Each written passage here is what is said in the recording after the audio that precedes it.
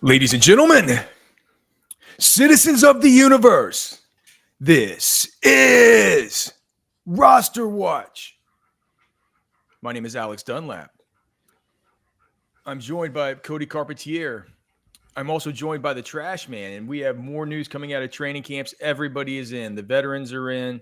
We have so much going on. It's been like the old Brent Venables. You taking it all in through a fire hose. But it's been tough this morning keeping up with all of it as I've been running updates to the PPR and the Superflex cheat sheets at RosterWatch.com. We just got in some new and updated ADP data from CBS Sports that has thrown a little bit of a wrinkle in things, but rest assured we're working on it, and we will get that update up to 2.1 and 1.1 respectively at some point, either today or tomorrow once we've done all of the manual testing. Cody's going to get the standard half point sheet up here soon enough. So make sure to go to rosterwatch.com, get a pro membership. That's how you get the cheat sheets. That's how you support us. That's how we keep the lights on. That's how we can do this. So thank you to all our pro members. If you're not a pro member, please go look into it. It's very, very cheap, and it keeps the lights on for us. And all right. Thank you. And what? Well, I didn't hear what you said. What did you say? And no thank you if you're not a pro member. Oh, okay. You don't get a thank you, though. You get a thank you for watching or listening, but you'd be a lot cooler if you signed up to be a pro. Be a lot cooler if you did. All right. News for this isn't the biggest breaking news because it's something we've talked about before, but I did find it interesting earlier from Ryan Dunleavy, who covers the Giants. So Malik Nabers, they had Malik Nabers today. As far as media availabilities after practice, and he says that surgery is not under consideration right now. Of course, that's for the toe that he apparently has had issues with since back when he was in college. But he said that they're going to manage the workload right now in camp and through the summer. But it was discussed in the past, and time will tell if it is needed eventually. We're talking about a guy who I'm pumped to take it in PPR, 8, 9 overall here. Certainly a first round pick in fantasy, a guy who feels like he brings just an insanely good volume floor. And we know that the upside he has just as an athlete, as a player. We love Malik Nabers. He's incredible. Are we discounting the fact here that he has a lingering toe? One of the most inhibiting injuries there is for a wide receiver that depends so much on change of direction and his ability to separate. Like that toe is that's a bad deal for that. And I know, could it be that we look back at 2025 and we're like, all right, we dodged the bullet of this whole toe in 2024 that he played through. Did it feel a little bit like we were pushing the envelope a little bit, thinking we're going to be able to dodge the bullet again in 2025? Are you thinking about this at all? It just kind of started to creep up on me a little bit whenever I saw that report earlier today. And I'm like, gosh, we're in camp and we're still talking about this thing. I would say the first thing is when I hear the word, there has been talk about surgery and we're managing it well and everything's going well with rehab. I don't like the word surgery being entered into the conversation, period. Because we've talked about this earlier this offseason about, it's Nabers. He'll be fine when camp gets around. Well, camp's here. And now he says, well, there's been talks that we could potentially have surgery. So I don't feel good about it. I'm switched my tone here. I don't feel good about the Nabers situation right now. Well, so what are you doing about it? He's got to come down a little bit. He can't be a guy that, like a year ago, we were talking about these drafts. It was like, no matter what, Malik Nabers, no matter what. You can't even. Oh, but that was third round Malik Nabers. Correct. Right? We know, I mean, that's who Malik Nabers is, though. So, you can't even in a world where he's fully healthy. It's you. I mean, you can't have you draft Malik Nabers. Period. Or now it's the point where you're drafting Amon-Ra St. Brown ahead of him in PPR. If they're both healthy, I'm taking Nabers every time. Okay. I mean, but Nabers is practicing fully at camp. Well, they're managing a toe. He's practicing fully, but they are managing a toe. Okay. And he just brought up, he literally said, Nabers said there has been talk about surgery and we're managing it well. And there could be surgery in the future. Well, the thing is, though, I think if it was a real problem, he wouldn't be practicing fully in camp. I You think know that there's what, a man? chance that he tried to rehab this thing all summer, thinking he could fight through it, and now didn't quite work the way he But thought it then, was. but I'm like, why would he be practicing fully at camp if he's not good? Well, because he's expected to play and he's the offense, Right, right? but I And they're mean, saying we made a decision that we're going to manage this. We're going to if work it's through your it. best weapon and somebody you didn't actually want to overwork throughout camp, I think you would, you would dial it back there entering camp.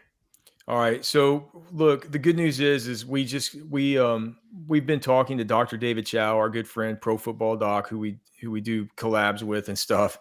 He's gonna be Trash Man's laughing because he thinks the old doc is a swindler. But No, I just think he errs on the side of extreme caution.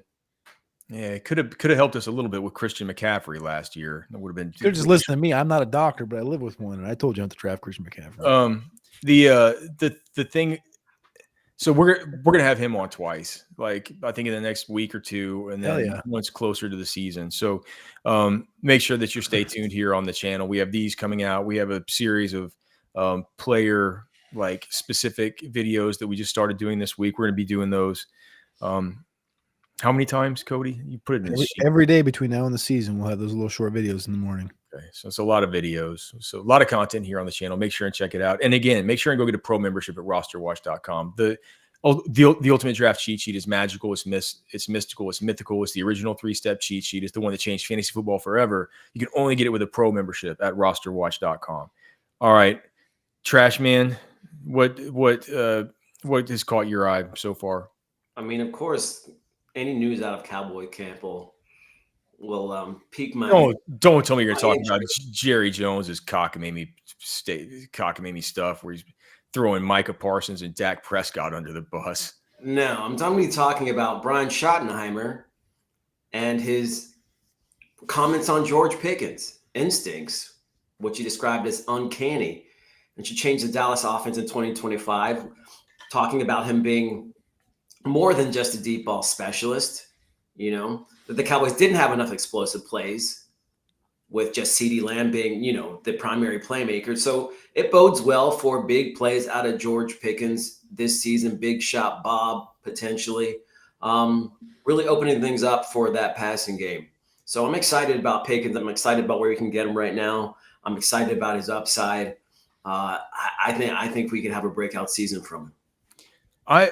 I'm wondering whenever we were doing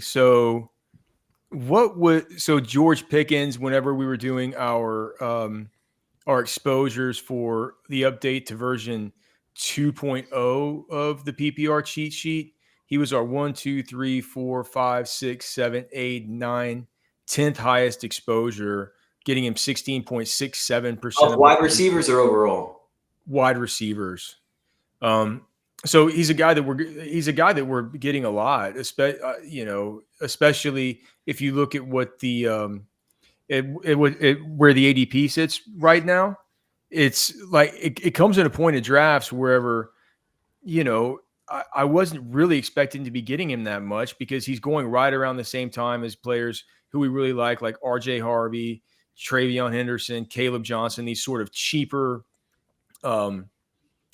rookie running backs that are kind of going now in that 6th, 7th round kind of area. Pickens is going there too. And I wasn't really expecting to get as much of them as we did, but we still were getting plenty of Harvey, plenty of Travion, plenty of Caleb Johnson while still getting a good amount of George Pickens. And I'm thankful for that because George Pickens to me has felt like a terrific value this whole time. It's like, where are you going to get somebody with his athletic profile, his pedigree, his upside, his upside, going to a ready-made system where it's like, it's almost awesome that he's on the other side of the offense from CeeDee Lamb. It's cliche to say it, but he's played his whole career in a spot where he's been the only game in town, dude. He's been the sole focus of opposing defenses. The first play of team workouts yesterday, a Dak first team And it's not one of these things where you see it and you're like, oh, look, Cam Scattaboo just caught a touchdown. Who'd he catch it from? With Jackson Dart with the twos. No, this was a first team drill, first play of practice, deep bomb, Dak Prescott to George Pickens for a touchdown. Big catch and run. So I'm in for it, dude. I'm excited about it. We're going to get a lot of George Pickens. Hopefully his ADP doesn't rise too much. I mean, why isn't he just potentially a better version of T. Higgins? Like this offense should be. Especially with Higgins is always hurt. People always forget that Higgins is going to miss football games.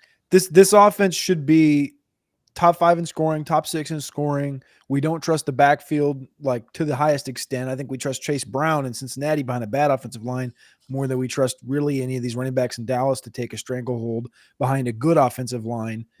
I think Dak, Lamb, Ferguson, Pickens, like that's a very formidable trio, very talented trio. Some will say it's not as talented as Chase and Higgins, but I think it's right up there.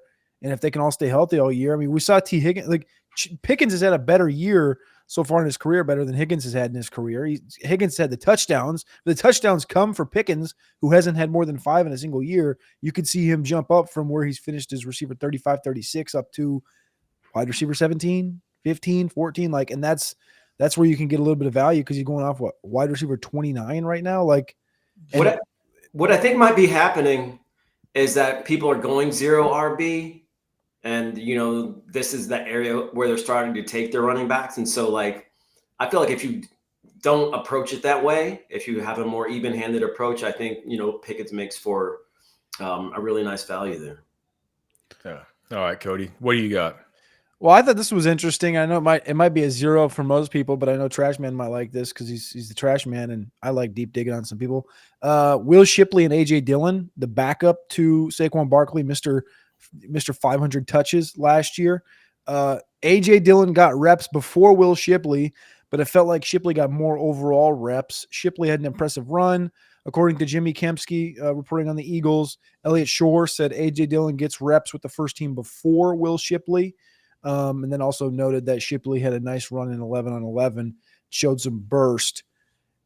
To me, the fact that Dillon's even splitting, let alone getting snaps ahead of Shipley, it's a little bit of worry because I personally liked Shipley a lot. I thought A.J. Dillon was completely dust. And as far as like being a good handcuff to a guy that has a all-time record for touches in a season, A.J. Dillon might need to sneak onto the back end of the sheet, ? This is something that I brought up, I think, the last time we talked about Will Shipley, when you were all systems go on him. I didn't believe in Will Shipley, and I definitely don't now. I think A.J. Dillon offers – I mean, we talk about handcuffs and not really having them, not really wanting to have them, but you have a player like Saquon and the kind of volume that he gets. I mean, is A.J. Dillon a viable handcuff? Think about behind that offensive line. Like I know I've come out and talked about like a Jordan Mason behind the Vikings offensive line and the potential of him having double-digit rushing touchdowns. It's like you wouldn't really have to squint too hard if they, I'm not saying they're going to take a workload off of Saquon or anything's going to happen to Saquon, but a 245-pound A.J. Dillon inside the 5-yard line behind that offensive line is like, hey, let's take off some load from Jalen Hurts' QB tush push or whatever, but he didn't do a damn thing last year. Well, the thing is, you can draft him in the last round. Exactly. A.J. Dillon, are you kidding? He didn't even get A.J. Dillon in the last round when you could take guys like Dylan Sampson or Jarquez Hunter or like. Well, if you are a Saquon Barkley owner, I think it's something you have to. You should take Will Shipley. Those are completely different kinds of players, and I don't know which player is more like Saquon. Which player is going to score touchdowns? None. Jalen Hurts is going to score them all. He's going to get pushed but he's going to get a tush push, brotherly shove, and it's like they're not. And AJ Dillon's turning into like a bad version of the tiptoe burglar Brandon Jacob. So you're completely ignoring this news that Cody was talking about? No, I'm not completely ignoring it. I just don't think it matters. So would you rather? Alexander Madison's getting the same conversations in Miami right now with Jalen Wright. That's going to be Ollie Gordon's job. Ollie Gordon over Jalen Wright? I like Ollie Gordon better than Jalen Wright. Is that a hot take? I mean, I like Ollie Gordon too, but again, those are different types of players. They're really not that different. They're big, fast, straight line speed guys. no, Wright's not big and fat. Like he's not big. He's 4 pounds. I thought Jalen Wright was a little bit bigger than that. I think Jay Wright was like 205. Exactly 205, I want to say. And look, and I'm not talking about the testing speed. What I'm just talking about is Ollie Gordon running straight up and down the field and running away from everybody at Oklahoma State. 210, 4.3, 840. Yeah. So obviously Ollie Gordon does not have that testing speed, but I'm just talking about on-field plays. I think those guys are relatively similar. You said Wright was 210. I have him at 207. Wiki has him at 210. Must be from the combine. Regardless, I don't. AJ Dillon's not on my fantasy football. Have you seen the way he's looked whenever he's been out there? Well, he hasn't played in the calendar year. So that time off must have really helped. I don't know. We see how well it did for Darren Waller. He plays like Farm Simulator and right. like works out. Like I'm sure he's in fine shape. No, thank you. Let's talk about something that actually matters. That might actually matter for fantasy. Behind another guy, and this is about Chris Godwin, but it's also about Emeka Egbuka, because Godwin. So it was just revealed. I don't know if it was today or yesterday that that Chris Godwin. So all right, so he had the bad ankle last year. I think that was in he played 6 games, right? Was that in week 7? I think it was week 7. But see what that was, it was a severe, what they called at the time, a severe dislocated ankle. And whenever you heard about what that was, you're like, oh God, it's like, Cody, do you know what that is? I just remember hearing it. It's like, I think it means your ankle kind of falls off the bone and like, yeah, it's real bad. That's exactly. It's the everything that you see when you look down, it just shifts over. Yeah, it's just like the worst, right? It makes you shiver to even think about. It's the best case scenario though for the guys that like you see the foot do like, when the foot turns and it's like, his foot sideways, he tore every ligament. So they don't always tear every ligament. It's like fingernails on a chalkboard for me to even hear that. It makes me shiver. But the now the news in the spring, he had another surgery, and he's not. They don't think he's going to be ready for week 1. And so for one, we hadn't gotten any Chris Godwin using the cheat sheets. I'd been spooked off of him enough to begin with. But what I am happy about is that we've been getting Emeka Egbuka. And Cody, I'm not sure what his ADP is right now, but I just know when you're running these mocks and you're in a 12-team league and you get to the 13th and 14th round, which is typically the last round in most home leagues before you take kickers and defenses, Egbuka's always available. He's always available. And so there was a time there when we were testing the cheat sheets, when we were, generally we don't like to take wide receivers in that area, right? We like to take the running backs. It's just the wide receivers in that area generally don't hit unless it's these rookies that are coming into these weird, murky situations, right? High level rookies, high impact rookies, highly drafted rookies, guys with like first round draft capital who come into the league as one of the what I think the most polished and pro ready receiver that was in the draft this year. I didn't think he was the best, but I thought he was the most pro ready. And in saying that, just like Olave once was.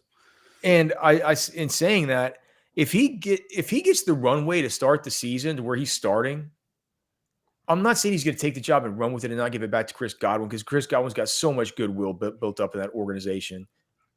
They're not going to want to take Mike Evans off the field. They shouldn't take him off the field. He's a first ballot Hall of Famer. But are you telling me that they wouldn't see something where they're like, we don't need to have guys like Cade Auden and Payne Durham and stuff like this on the field all the time. We're going to go to more 11 personnel. We're going to make sure that Emeka Egbuka is on the football field, and he's better than Jalen McMillan. He's better than he's better than like the Trey Palmers of the world. He's better than these guys. If he gets the runway to start the season and it's looking like he will, I'm beginning to think it's a smart thing to be drafting Emeka Egbuka right now based on where he's going. I mean, I already thought You guys have thoughts on it? What? Yeah, I already thought it was a smart thing to have him, just based on the age of the wide receivers in Tampa. I mean, and also the injury history. I mean, it makes sense to have a guy like Ibuka, especially since you can get him so late in drafts. I mean, it's found money, really. Cody, what are your thoughts? I was trying to look back and see how much like 10 personnel the Bucks ran last year, and they only ran it 5 times, 5 snaps. They were predominantly in 11. No one runs 10. Well, I know, but I think about them, and I think like you know, with Liam Cohen, I just feel like, you know, Mike Evans and Godwin and Trey Palmer. And you have to remember, it feels like it's been such a disjointed thing there with changing offensive coordinators every year, and certainly a new offensive coordinator this year with Grizzard. But that's his name, right? Grizzard, yeah. But he was like the quarterback's coach and the passing game coordinator, whatever, like under Liam Cohen, and Liam Cohen was under Dave Canales. Like they've had continuity of kind of the offensive system, even though one of these guys gets poached every year. Mm-hmm. So, you know, I don't think looking back at the trends from last year's is bad. And like you said, man, like they ran a ton of 11. I think I don't know, man. At this, who's better, Emeka Egbuka or 80% Chris Godwin? Egbuka. I kind of think so too. Yeah. I think I still think 100% Chris Godwin, but we're not going to get that. It doesn't sound like we're going to get that it's with a dislocated ankle. I don't personally look at it like a torn ACL or something, because a torn ACL, you can get to a certain point and you can be like, all right, I'm back. I can do all these different things. An ankle for a receiver making cuts every single play, there's a lot of mental there. And I know Chris Godwin's mentally strong, and all these guys are mentally strong outside of Romeo Doubs. But like when you are at that age, and I don't know, I think like look at like Stephon Diggs. That's another one that's like Stephon Diggs is coming off this knee injury. They passed his physical the other day, and you see him out there with no brace, no nothing, running around. You're like, all right, this guy's healthy. His knee's good. Did you say you saw him chasing a dog?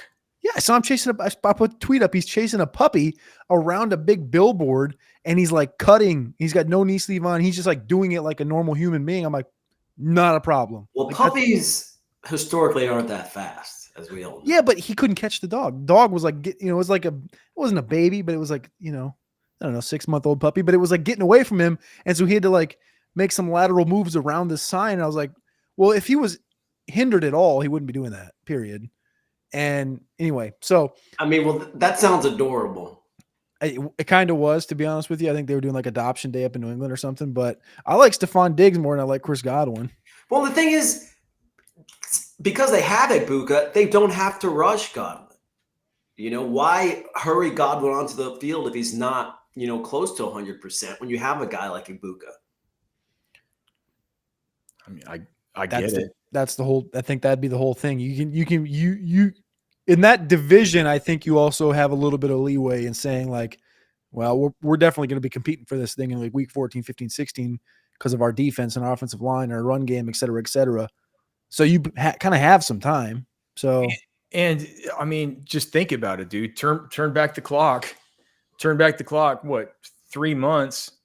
And we're sitting there. We're saying, hold on. Tampa just took who? They knew something we didn't. They just took Emeka Egbuka, and what they were thinking was like, well, Godwin just got second surgery on this ankle. It's like who knows? We could need this guy to start the season, and they certainly knew more than we did. This is Anthony Richardson, and you're listening to RosterWatch. This is AJ Brown, and you're listening to RosterWatch. This is Josh Allen, and you're listening to RosterWatch.